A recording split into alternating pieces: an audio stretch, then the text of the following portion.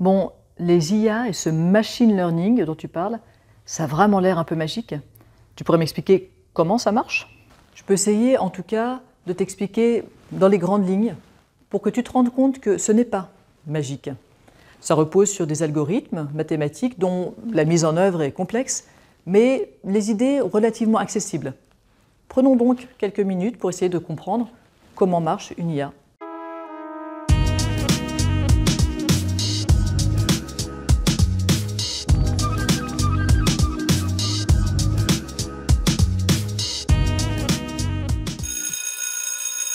Pour nous, les profs.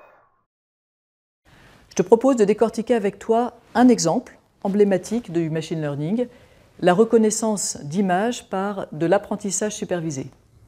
Ok, par exemple, on montre une image de chat et une autre de chien à une IA et elle est capable de dire que la première est un chat et la seconde un chien. Exactement. Et pour simplifier encore, on va juste essayer de comprendre comment un programme peut reconnaître un chat. Déjà, un programme, ça travaille avec des données qui sont stockées sous la forme de 0 et de 1. Il y a du courant ou il n'y en a pas. Et par combinaison de ces 0 et 1, les données, ce sont des nombres. On va donc commencer par transformer l'image en information chiffrée.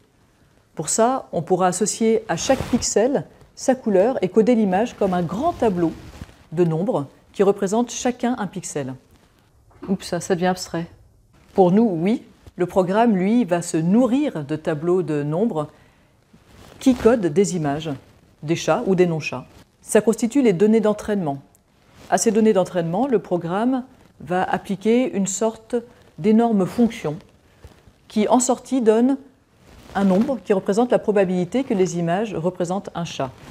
Le programme commencera par exemple avec une fonction qui renvoie 50% pour toutes les images. Ah oui. Les images sont donc à moitié des chats? Ouais, c'est mauvais. Oui, c'est mauvais. Il va donner un score à sa performance en comparant avec ce qu'il aurait dû obtenir. Le programme ajuste alors les paramètres de la fonction pour réduire l'erreur.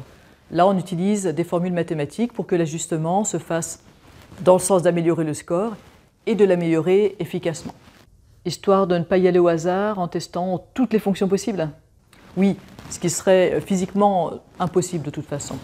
Et le programme répète cette opération en précisant la fonction à chaque nouveau passage, de manière à prendre en compte le nouveau score et sans perdre le travail qui précède. Et c'est tout? Je croyais qu'il y avait des réseaux de neurones et tout. Effectivement, les réseaux de neurones sont une des techniques de machine learning, c'est-à-dire une des techniques pour aboutir au modèle à partir des données d'entraînement. En l'occurrence, pour la reconnaissance d'images, on utilise du deep learning, de l'apprentissage profond en français, avec des réseaux de neurones profonds. Par rapport à ce que je t'ai dit, tu peux juste imaginer qu'il y a plusieurs fonctions successives. L'image tourne dans la moulinette d'une première fonction, qui donne son résultat à la deuxième, etc., jusqu'à avoir en sortie un nombre, la probabilité d'avoir un chat. Pour mettre à jour ces paramètres, une rétropropagation réajuste les paramètres en revenant en arrière, couche par couche. Et pour les autres techniques? Il y en a beaucoup d'autres. Par exemple, les algorithmes génétiques. Dans ce cas, on part avec plein de fonctions qui sont comme des individus. On laisse mourir les moins bonnes, on fait se reproduire entre elles les meilleures et on leur applique des mutations aléatoires. On fait ça sur plusieurs générations pour obtenir finalement une population de fonctions très performantes. Ah, c'est rigolo. Et ensuite?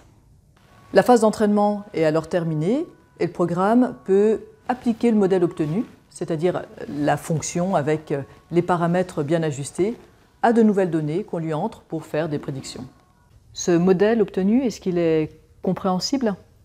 On peut partiellement le décortiquer pour essayer de voir la stratégie finale de l'intelligence artificielle.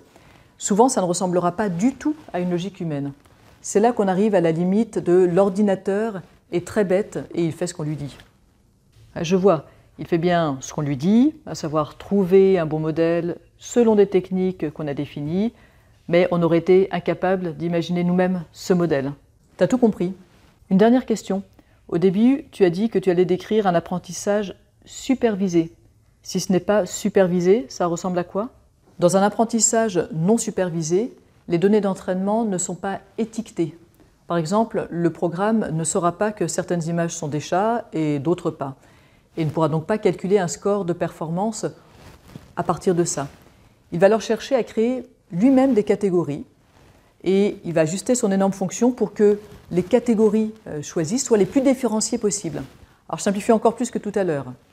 Et en utilisant de l'apprentissage profond, supervisé ou non, pourquoi on n'arrive pas à faire une machine aussi intelligente que l'homme aujourd'hui? Dis donc, tu ne m'avais pas dit tout à l'heure que c'était ta dernière question? Alors aujourd'hui, on a des super ordinateurs qui font 10 puissance 17 opérations par seconde.